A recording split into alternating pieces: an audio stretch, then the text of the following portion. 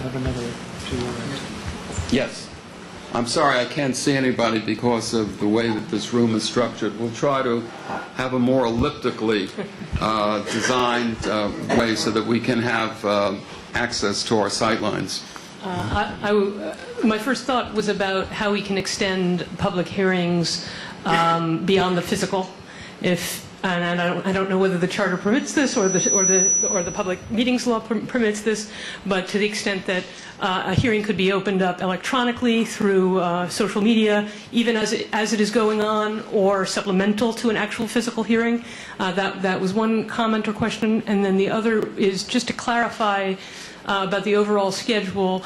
Are you saying that we will pursue our work with the hope and intent that anything we might do would go before the November ballot, but that we will make a final decision about that in August? Is that what you're proposing? Yeah. Let me get to your first point. When I indicated quite quickly and without elaboration that it is our intent to use, I think the term I used, modern technology, I was really referring to the myriad of web-based tools that we have, whether it's podcasts or webinars, and a whole series of opportunities that probably didn't even exist 5 or 7 years ago.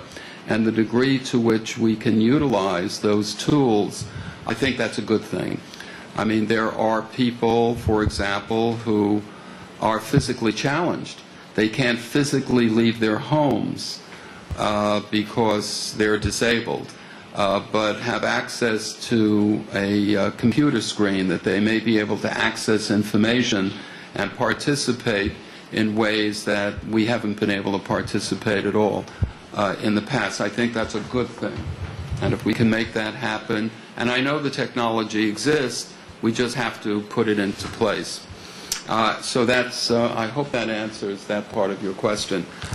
What I was referring to is that in order to get on the ballot in November, we have to go back, I think it's 60 days, is that right, Anthony? And that's why the September 3rd date is critical.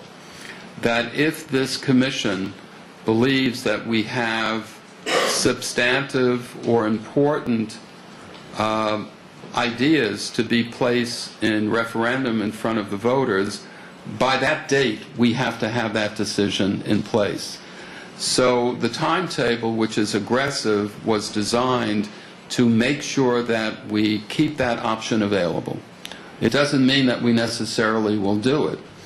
My expectation is that if indeed we follow the mandate of the mayor, which basically asks for a full up and down look at the charter, that we may have to do this in 2 stages, where we go to this particular election cycle, which again is going to be a very robust participation of the voters because of the issues that the voters are going to face, and then look to the next election cycle for other aspects. I mean, I want to keep all of these things as options.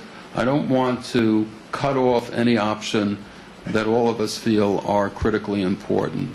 So I think maximizing degrees of freedom in the way in which we conduct our business is a good thing, rather than to limit our possibilities.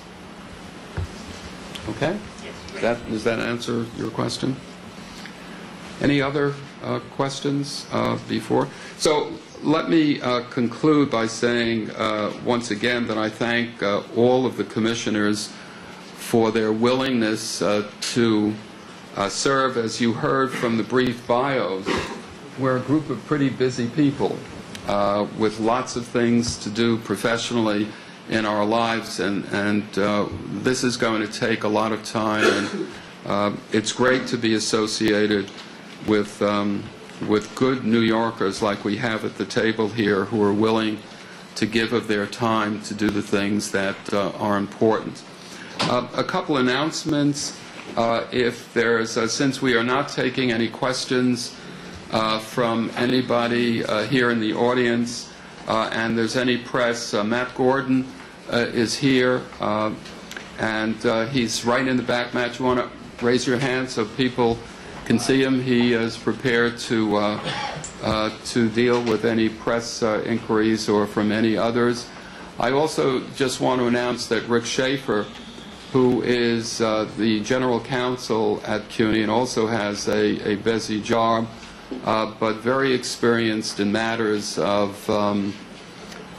city government, having served in many significant capacities as a lawyer, as a litigator, in private practice, and now the general counsel for the university, will serve as a capacity to advise legally the commission members here. Of course, he will be working with members of the Corp Council and the city lawyers and others, because we are going to need all the help. So I want to thank Rick for agreeing to serve in that capacity, and we thank you, and at no cost to the taxpayers, which is great.